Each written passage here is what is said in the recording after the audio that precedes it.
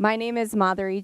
I wear lots of hats. I'm here in my capacity as Vice President of Science Equity Integration at ETR, which is a large public health nonprofit focused on the experiences of young people. I'm also a board member of Mental Health America and Angel Island Immigration Station Foundation, which most folks don't know. Angel Island is the Ellis Island of the West Coast. It is responsible for the migration histories of 80 plus nationalities in the United States. So I'm proud to actually represent Angel Island here today too. I'm a licensed clinical social worker and an epidemiologist. I've worked at the intersection of clinical services, research, and policymaking for quite a while. Before I get to have my panelists introduce themselves, I'm gonna wake us up. So, can someone tell me how you pronounce S-H-O-P? Can you say it one more time? Okay, louder. Okay, great. I'm gonna ask everybody to say shop with me 5 times, okay? So, ready, here we go. Shop, shop, shop, shop, shop. What do you do at a green light? You go at a green light. Good morning, welcome. Excellent. Gotcha. Okay, so to set the frame for our conversation today, this is a conversation about, yeah, right, it's a good one. Yes, put that in your pocket. This is a conversation about mental health equity and the experiences of behavioral health in particular communities that are most marginalized by our healthcare system. Ahead of kicking us off, I just want to highlight a couple things that most folks don't know about the behavioral health landscape in the United States. For example, we have very strong evidence of actually historic misdiagnosis in psychiatry of brown and black children and adults in particular. Those diagnoses are ADHD, schizophrenia, bipolar disorder, and a lot of people don't know that that's also attached to the civil rights movement in the 60s when there was a big emphasis on incarcerating people who were activists. The other form of incarceration actually ended up being mental health institutionalization. So a lot of these folks have medical diagnoses on their medical records. That's not representative of their actual experience. I also want to highlight we've got policies that have really impacted Indigenous communities at various public health outcomes, but from a mental health perspective, Indian boarding schools and compulsory attendance laws were extremely traumatizing for young people and their families. If folks don't know what those are, you can read about them. But in turn, it was removing children and to also just eliminate the heritage of Indigenous people in the United States. What we see now as evidence is we have the highest rates of suicide in young people who identify as Native in the United States, and it's one of the leading causes of death in several tribes. The last thing I'll highlight is that for folks who don't speak English, we don't have a workforce that speaks other languages. For the most part, about 85% of the workforce speaks English. Only about 15% speaks another language, which is predominantly Spanish. But as we heard earlier, there's lots of languages in the United States. And so that results in low retention in treatment, right? People don't stay in treatment because they don't have a provider that can speak their language. And our data practices are not great, right? So in addition to representing folks' experiences and their accurate diagnosis, we actually have to know where people are and the zip codes that they're serving. And it's important people hear that, right? That 150 million Americans right now are living in what's called a mental health shortage area. That means that there isn't access to a mental health provider where they live. That's a lot. It's almost half the country is living in a mental health shortage area. So those framing statistics are here so that we can set a context and hear from our experts on what they're doing in their communities and the people that they serve. So I'm going to ask them to introduce themselves. We'll start with you. Good morning. My name is John Bruce, and I'm here representing the Men's Health Network.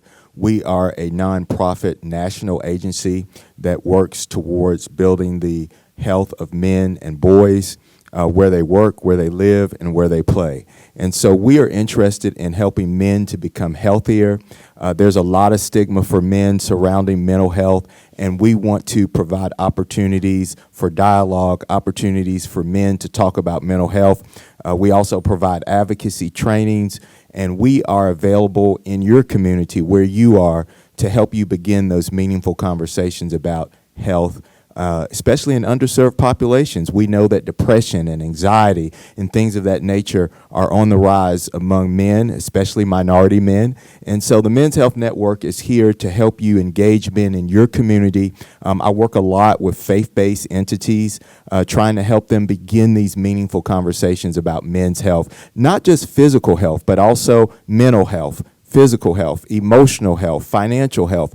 All of those are things that the Men's Health Network is committed to talking to you, your organization, and the men in your community about the concerns that are vital for them. So once again, my name is John Bruce. I am happy, ecstatic to be here today and hope that we can have a meaningful conversation about mental health. Thank you. Jenna?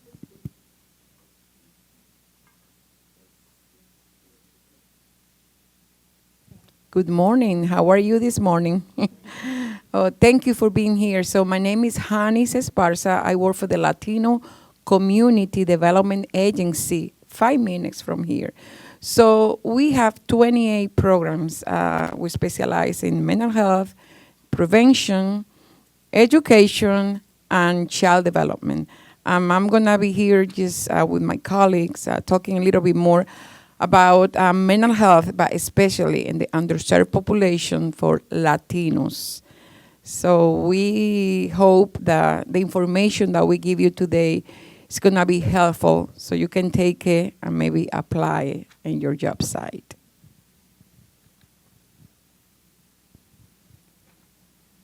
Hihane Lakji. Did I say that loud enough? Hihane Lakji. That's how we say good morning in my language, Lakliapi. Oh, I can't hear. Hihane Lakji, Hihane ki dokokashke, ya umpi krahe. Chante washte na pe Juzapalo, Bobby Pourier Machiapalo, and Oglala Lakota Hemacha, Kangi Tanka na Pourier Tioshpe Hemataha, Inana Ate Cecilia Bikro, and Bob Pourier Iwichakiapi, and Johns Hopkins University, and Aani and Nakura, Okolakiche Owapcha, na Wawashia Chamukte. Good morning, everybody. We say Hihane Lakji. If you guys want to try it, we can try it. Hihane Lakji. Oh, good job. In addition to the work that I've done with mental health over the years, I was also a teacher of my language at a tribal college for 2 summers. And so we get really good at call and response stuff with our language. A lot of experience with that. My name is Bobby Pourier. I am a proud member of the greatest warriors of the Great Plains, the Oglala Lakota. We are the people who've killed Custer. I was born, raised, and I have returned to the Pine Ridge Indian Reservation. That is the reservation that is home to the Oglala. I represent and am a representative of a working collaboration between the Aani Nakota tribes and Johns Hopkins University, out of which I direct a suicide intervention program for Native youth called the Young Medicine Movement. I'll briefly describe our work, and I'll be talking a little bit more about it throughout our conversation. But the Young Medicine Movement is a suicide intervention program, but we really take the perspective of it being very, very upstream in terms of working with high-risk youth to critically, historically, and culturally analyze the problems that they see in their community that might impact their mental health. So things that are very common in tribal communities, such as suicide and drug and alcohol abuse and intimate partner violence. We work with our students to historically analyze each of those issues from a public and epidemiologic perspective to kind of say, we didn't have intimate partner violence, drug and alcohol abuse, or even suicide in our cultures before our colonization. And then we talk about boarding school era, we talk about termination era, we talk about when the reservations were created and land allotment and the transition from our traditional community-based lifestyles into this kind of like farming nuclear family system that we were integrated into. And as a result, all of the ways that our behaviors had changed that could lead to something like a rise in intimate partner violence, child abuse, substance and drug and alcohol abuse, and suicide. And then throughout that curriculum where we're working with our tribal youth to understand where their issues that they see in their community actually come from, we then flip it on its head and say, these are all the STEM and health career fields that you could enter to directly address these issues. So primarily my focus has been in mental health and public health. And so likewise, a lot of our scholars in our program tend to kind of skew towards public and mental health. But a big focus is, a big focus of mine, because I'm a proud member of my nation, is to have them, instead of looking at their environment with this kind of poverty mindset, but transition it into a strength-based mindset and see their languages and their ceremonies and their culture and their way of life as a protective factor against things like suicide. And then even more building upon that, be thinking about how their future paths in academia and their careers can contribute to the health of their people, be it in nursing or STEM or anything from a therapist to a physical therapist. And so that's a little bit about the work that I do, and we'll talk more about it. Awesome. Thank you. So the premise of this is to talk about culturally responsive care in mental health care. And obviously, I started us off by saying how disparate the experiences are of people of non-white and non-English speaking experience in the United States.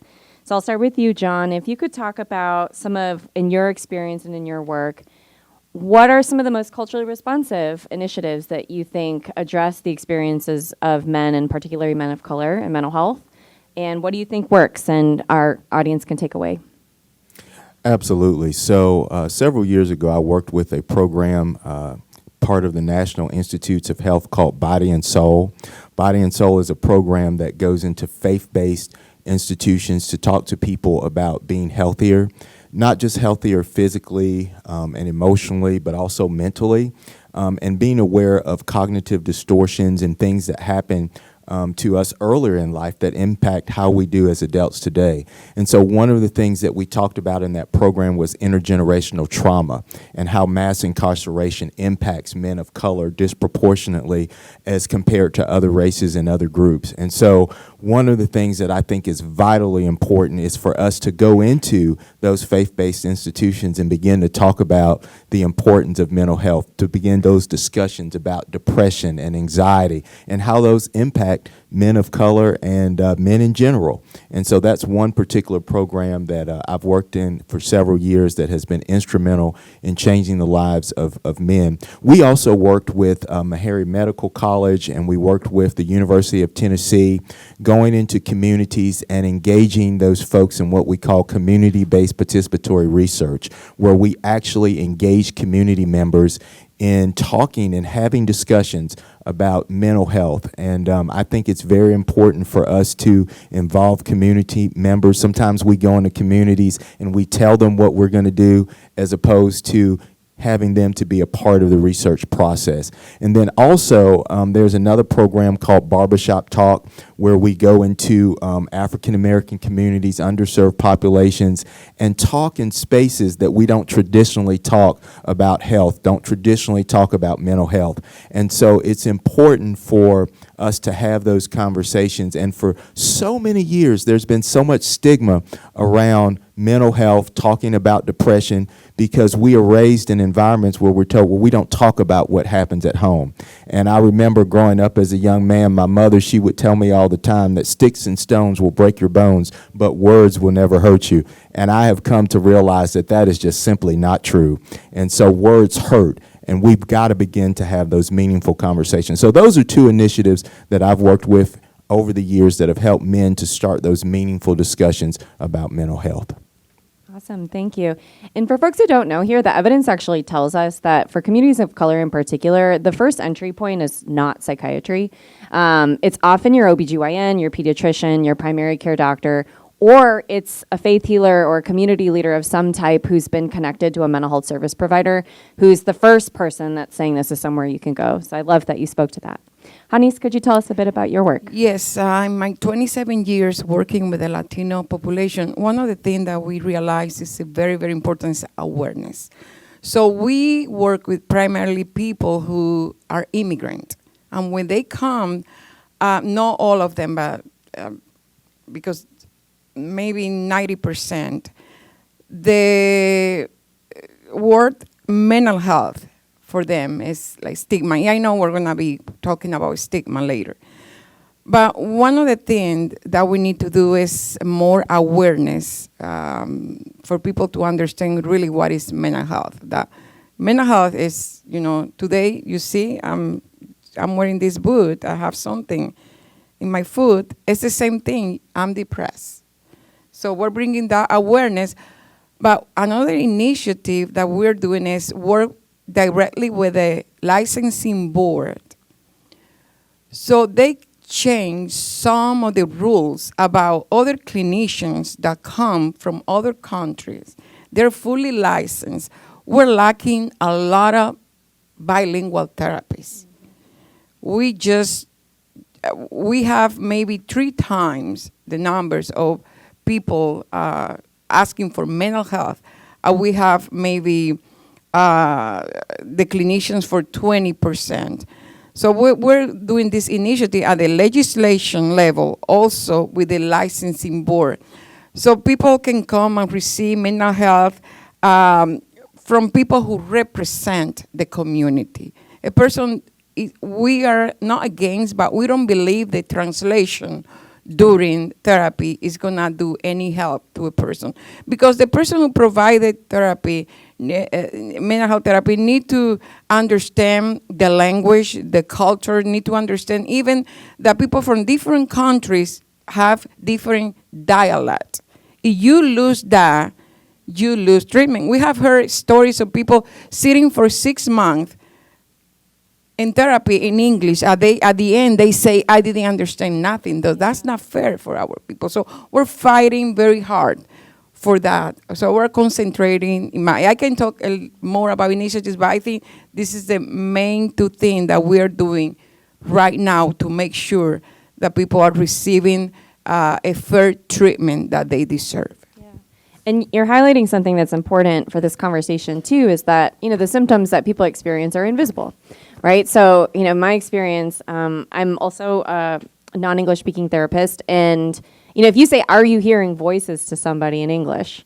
And they might be hearing, yeah, well, I hear your voice, right? To an EMS or ambulance worker or a law enforcement professional responding there, they're actually going to associate that with a psychotic break. And I've had patients who've ended up in a psychiatric hold where they might have needed access to insulin or truly just needed a break. So those are things on translation that's hugely important. Yes, and let me tell you something very, very important. We have another initiative. It's for the court. We're working with the judges. They must to use people who are credentialed in translation if they're gonna do, if they're gonna allow translation. Not anyone that because I know Spanish, I'm not equipped to translate, because we know so many cases who have affected negatively the families because the translator is not certified in that. So we're pushing that if you're gonna use someone, you're gonna pay to that person who know the language of mental health, and it's gonna be a fair trial. Thank you. Bobby, you got into some of the work that you're doing that you feel is culturally representative of your communities. Can you tell us about 1 or 2 initiatives in particular that you think respond to it in a way that kind of breaks some of these barriers down? So really at the heart of everything that we do and the heart of all of the recommendations that we make, it comes from kind of a fundamental, unique difference that I think can also apply to other cultures as well. And so whenever we think about health, we don't just think about it in terms of just mental, physical, and emotional, but we also think of our health as spiritual health, and going an even step further, we also think a lot about our communal health. And whenever I speak about colonization a lot, we identify and we understand that the specific traumas that we experienced in our boarding schools or throughout that entire process wasn't an individual trauma. It was a collective, group, communal trauma, and we think of it as a community experience. And so whenever we are thinking about breaking cycles and healing our intergenerational trauma, we have to place an emphasis, and we do place an emphasis in our initiatives that we do communal healing at the community level. We don't just recommend that if an entire family is dealing with substance abuse, and this is also reflected in much larger substance abuse literature, is you can't just send one person into therapy, one person into treatment, and expect them to come out and be completely sober. They need a community around them that is also taking an entire effort.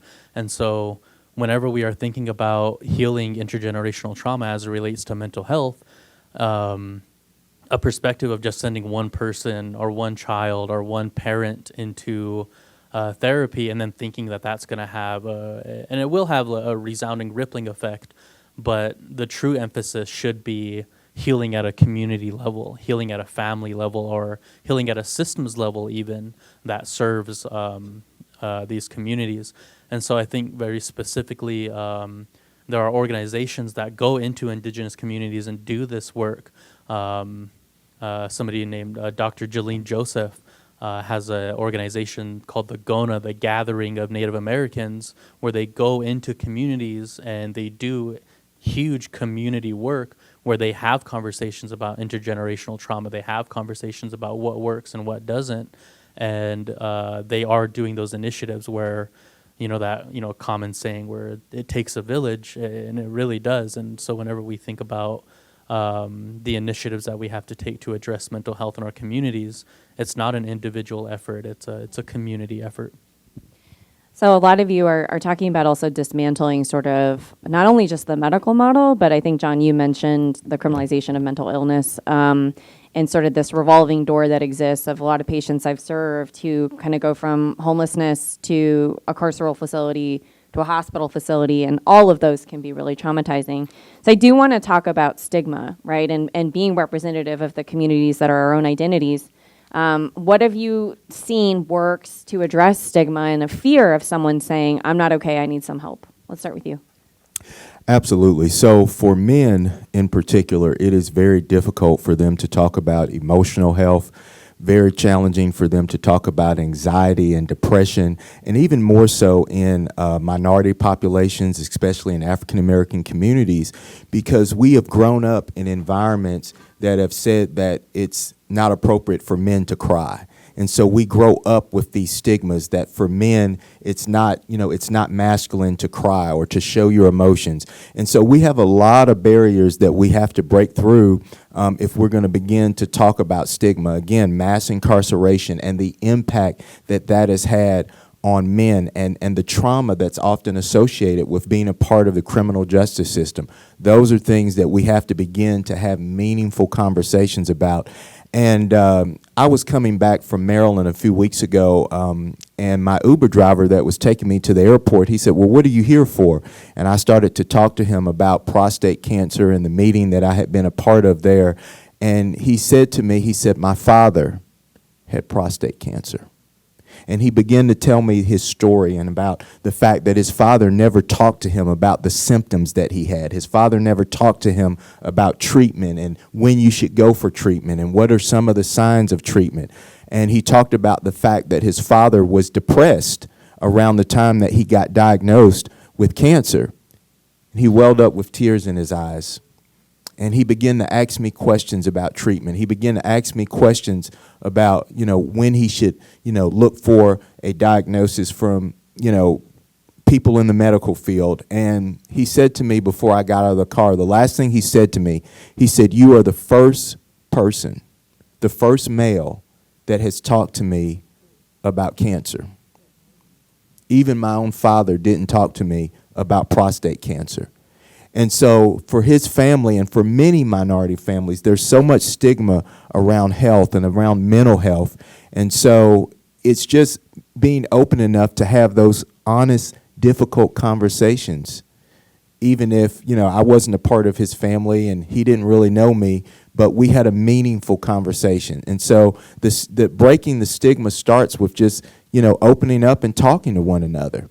And I think that conferences like this provide an opportunity for us to begin to break down those walls and have those meaningful conversations and to rewrite the story. I mean, after all, I feel like that's why we're here today, is because we want to help our communities begin to rewrite the story and change the narrative so that we do not have to continue these cycles that we find ourselves in, where mental health becomes something that, you know, we just shove under the door and think that if we don't talk about it, that it's going to go away. So, Thank you for sharing that. Does anybody else want to talk about stigma a little bit more intimately? Well, stigma, I think stigma also is, let me put it in this way, is related to policy. In the workplace, you're allowed to say, you know, I'm going to take 3 sick days because I'm diabetic. But people are scared to say, I'm going to take 3 days because my mental health is in deterioration.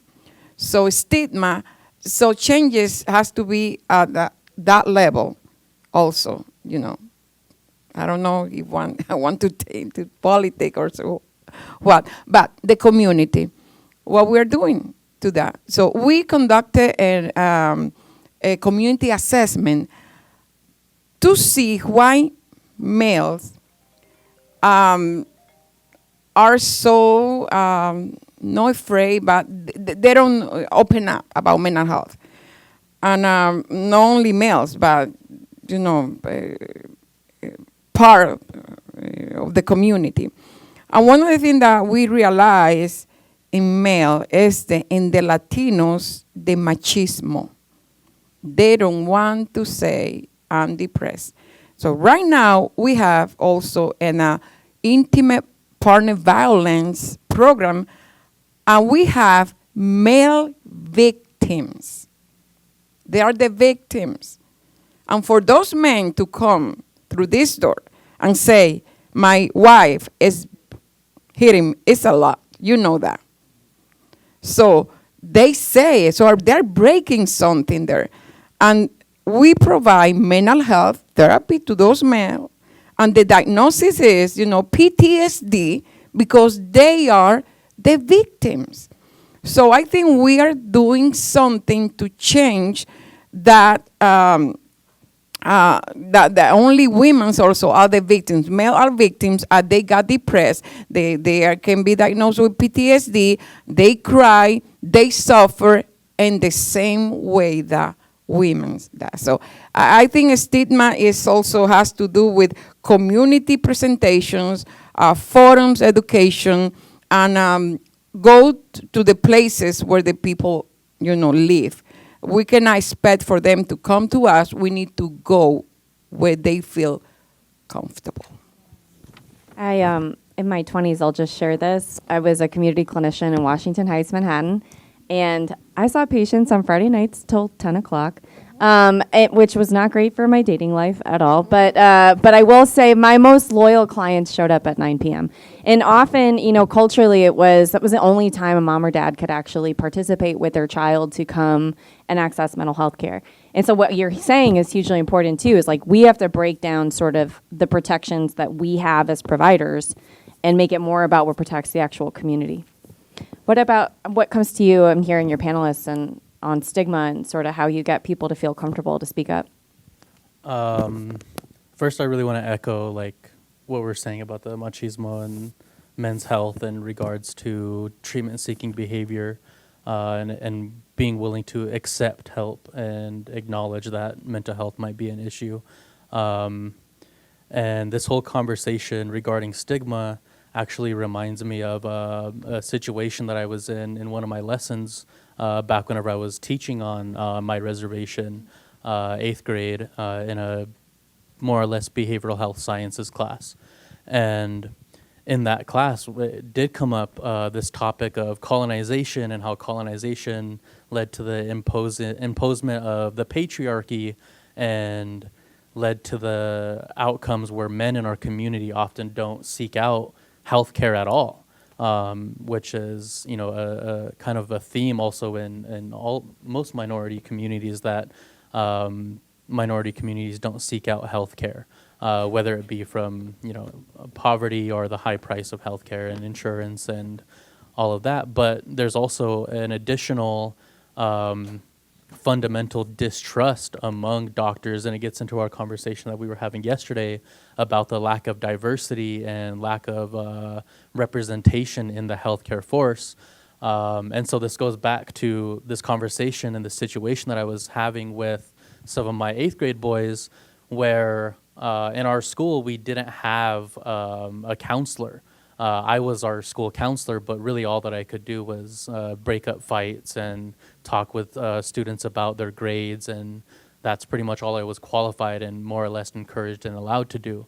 But we did have these visiting counselors that would come to our school from the Catholic Social Services, and that became a cultural conversation as well, where people didn't want to accept the help of the Catholic Social Services because, for better or worse, in our communities, a lot of times we identify our colonization through Catholicism and Christianity, because so many of the schools that were the boarding schools were set up as Catholic institutions. And so it was this really difficult experience where we had a group of 8th grade boys who were kind of saying, we don't want to go to this counselor, because they could kind of identify that as another arm of colonization. And then that being echoed in some of my own personal experience whenever I was in college. I left the reservation. I went to Yale University. And while I was there, I fundamentally felt out of place, not just because of leaving the not just because of the people who I was in class with and all of that, but fundamentally, and I will conscientiously not get into the ceremony, but we have this ceremony that grounds our spirits in the lands that we occupy. And fundamentally, it felt like whenever I moved from the reservation all the way to my reservations in South Dakota, all the way to Connecticut, it felt fundamentally that my spirit did not come with me. And I was without a soul, and I was just, this human body going about this journey completely alone in this institution. And I got put in counseling, and when I spoke to my therapist and I was trying to describe this feeling of not having a spirit and not being grounded with who I am as a person, she responded and said, "So you're feeling homesick?" And it's like, how could I ever possibly expect a non-Indigenous person, non-person from my tribe to understand that experience that I was having? And that was the last time I went to that therapist. And it gets into the stigma does come from these historical and valid experiences of having therapists and having mental health professionals not understand who you are as a person, not know where you're coming from in your background. And I think an initiative to that is not just to ask people to overcome their stigmas, but to also ask that the healthcare system itself change to be more inclusive and responsive to people's cultures and experiences and lives. Thank you. I want to have some time for our audience to ask some questions of our panelists. My experience is these always fly by, and there's so many different things you can talk about. I think one thing we're really hearing here is that we have to break apart the sort of medical model mindset of what mental health care really is for communities of representations of all of ours here, actually. And you have to ask people how they want to identify, how they want to express their feelings, how they want to share what's going on with them before assuming that's actually happening. And I think we're hearing these examples. Break it out of the clinic and actually put it into the community, which is hugely powerful.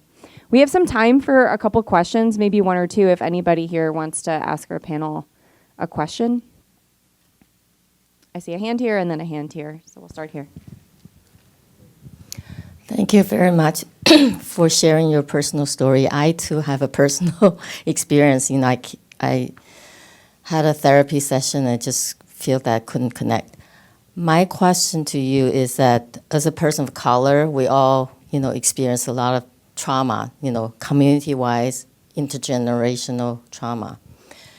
I want to know if you have any experience, working with people from the community who have lived experience to like peer specialists or recovery coach to do the kind of work with the community and your experience. Personally, yes. I've worked for many years as a substance abuse career counselor, and we have peer coaches that work with individuals who have that lived experience. Most of them have been sober for several years, at least 1 to 2 years, and we allow them to take part in the counseling and in the therapy, working with those individuals and challenging them to become better individuals because of what they themselves have experienced. So yes, it works very well in substance abuse therapy and counseling. I'm not as familiar with other areas, but in that particular space, I do know that peer coaches and peer counselors work very well with that particular population. So. Yeah, in our case, we use peer recovery support specialists for mental health and also for substance abuse. It's proven that sometimes that's a help that people need because they relate. Sometimes the clinicians, they just know it by theory, but the peer recovery, they have been through that path. So they help at any time. So part of the treatment plan or service plan include all the time a peer recovery support specialist that is available sometime 24 hours, 7 days a week. Let me respond to that really quickly. I would say in my community, the answer is yes and no. A no in that we don't have maybe that people in that like formalized position of a co-coach or a peer. But I would also say that in my community, anybody that has gone through that and lives in that community is more qualified to do that work than anyone outside of it. And so, yes, we do have people, but no, they're not called that.